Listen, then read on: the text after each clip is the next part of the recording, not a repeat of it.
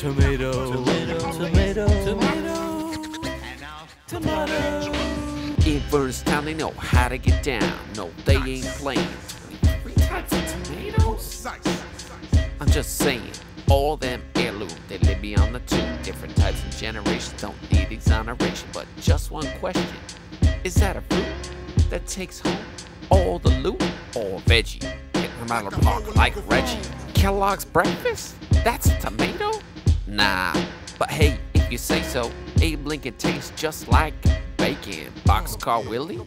Oh, that's a thrilly. Those Mexican midgets at style muy pequeño. The pineapple didn't come from a hen, yo. Almond salad is the name of this tomato, but you surely won't find it in Piedo. Rutgers thought that was university.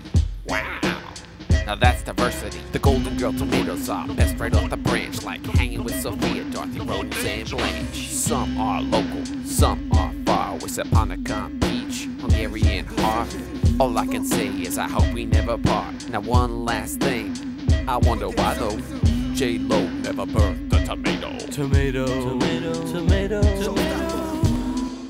Tomato, tomato, I love you, tomato, you're only a day away.